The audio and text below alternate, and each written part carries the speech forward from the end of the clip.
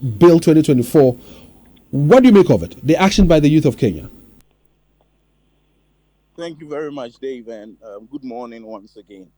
I think that it sends a signal across Africa because if you check the population of the world, the 8 point something billion people, the continent with the youthful age, where there are a lot of people in that youthful age bracket, is Africa.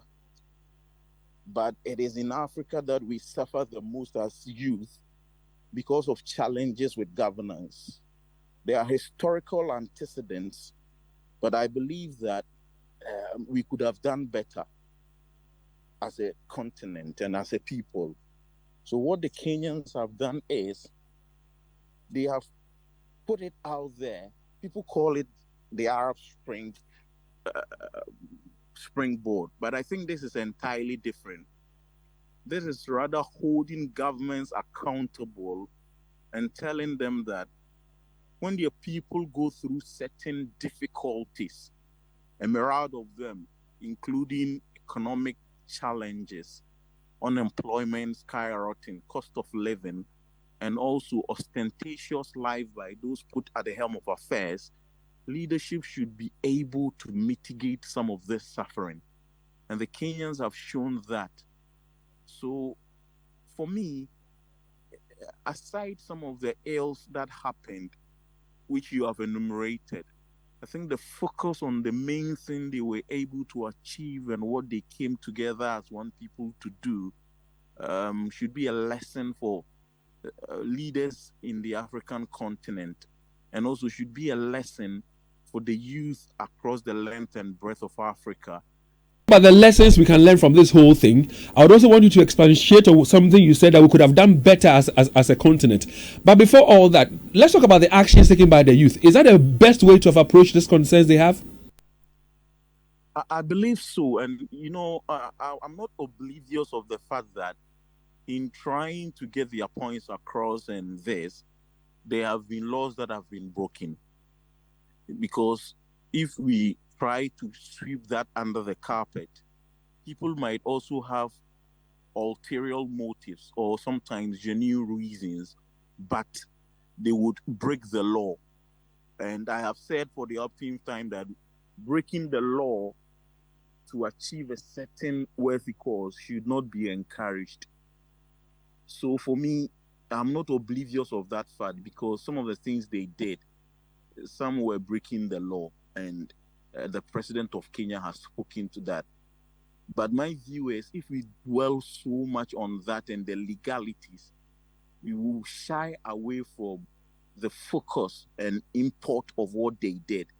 So, in as much as I agree that some of the things they did were not right, were not legal, I believe that the focus should be on what they intended to achieve and the issues they raised. Now, even listen to the sound that I played a while ago. This young man, who is in court. And even in court, he didn't want his lawyer to speak. Even in court, he was bold enough to let it out and say that he was fed up and that he's prepared to die for his country and that he wants peace and development for his country and that even if he's sentenced into prison for 100 years, he doesn't care. He's going to speak his mind. That tells you of a youth who's gotten to a point of his life in his country where he doesn't care about the consequences anymore. What should that be saying to leadership of Kenya? Yeah, I believe that that is where they have reached.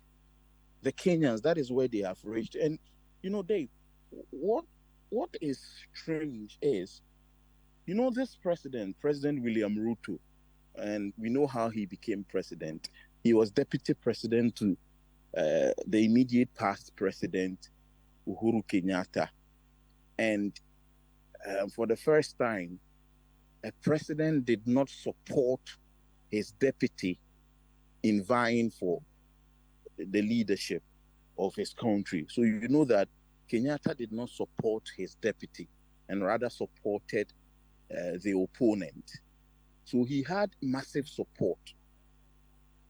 He had massive support. So for that to have drained or dwindled in less than 2-3 years into his presidency, should be telling him that the people are fed up. And Dave, like the court proceedings you just played, you listen to someone who is just fed up with the system. You listen to someone who believed in a leader, who believed in the system, that during his youthful age, he would be able to achieve something for himself and feed for his family. But he has realized that that is not happening. And looking at what is happening, it might not even happen in his lifetime or foreseeable future. So he's frustrated with the system. That is why he believes that even if he will go to jail as a citizen for a certain cause to achieve a certain aim, he is ready to do that. And these are lessons that leaders should learn.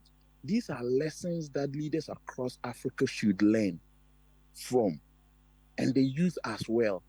Because you listen to the gentleman in court, which you just played and showing on Facebook. He doesn't care what happens to him, but he wants a better future for his descendants in Kenya. Now, back to the lessons that we can learn from Ghana. You see, Dave, there are a lot of lessons, and it is not Austin Wood who is going to reiterate them. The majority leader has spoken about it in Parliament. The Ghanaian parliamentarians who were in the thick of affairs in the Kenyan court when these things happened have come back and on the floor of the House have spoken about what we should be doing.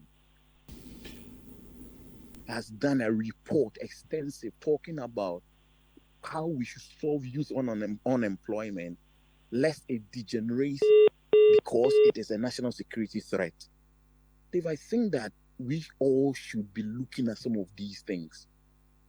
If you look at the Ghanaian society now, the last time I was having a conversation with Leo, Dave, sometimes, right, I would wish the media, a prominent media platform like Love FM, in the morning, David Akwete should not just come and share his views on issues or call Austin Wood or experts or politicians or anybody. Just allow the Ghanaian youth to tell you the challenges and struggles they go through. People are paid less than 500 Ghana cedis monthly. People are earning less than 1,000 Ghana cedis.